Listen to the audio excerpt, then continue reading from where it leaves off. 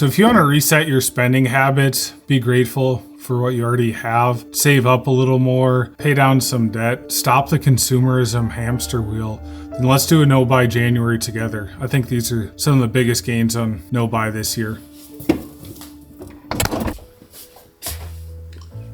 So you might ask, why am I even doing this? And to be honest, I have some financial goals I'd like to hit in the near future. I'd like to buy a new house here in the next 1 or 2 years. I think that would be awesome. And then honestly, I just have some really large expenses as well. I'm doing a big remodel right now that's pretty expensive. I bought a new car last December and I just kind of want to build up my savings again. So to me, that's why I'm doing a no buy January. And I know there's probably tons of other people with similar goals, trying to pay off some debt, build up an emergency fund. Love to hear down below, why are you considering doing a no buy January? What are the goals that you're trying to hit? Hopefully something cool, maybe save up for a vacation, your first house, something like that. I think that would be really cool to hear about. So why January? And I think it's just such a good time to do a refresh. After Christmas, we have all the clothes, all the gifts we need, probably more things than we need on a sugar diet for a week or two straight. We don't really need any more food in our pantry, in our freezer. I've got like a couple 100 pounds of elk meat probably. Don't need to buy anything at the grocery store to stock up. Honestly, for a month, I think I'll be just fine. It'd be nice to just clean out my pantry, to clean out my freezer, my bathroom.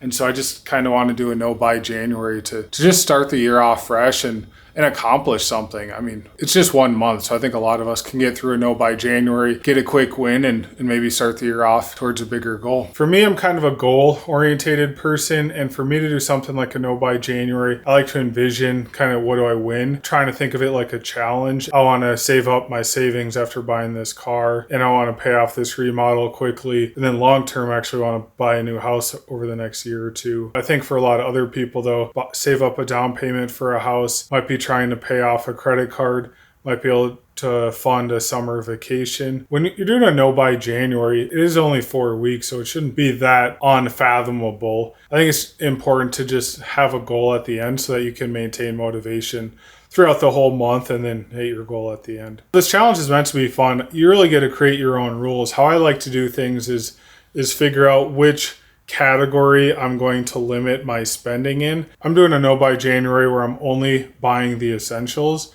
across all the categories. But for some people, you might find that your temptation is buying new clothes or buying new shoes or buying new widgets, kitchen gadgets, whatever. You might just limit yourself, like, I'm not buying this category, or I'm only going out to eat once a week during the month of January. It's going to definitely be different for everyone, but you got to create kind of a timeline around your goal. How long are you going to commit to this for? And for me, like, the essentials are just going to be kind of the basics, like my mortgage, or, could be rent for some people. I don't have a car payment, gas, utilities, groceries. I'm still going to go out to eat once a week, buying widgets and gear and stuff. I'm kind of outdoorsy.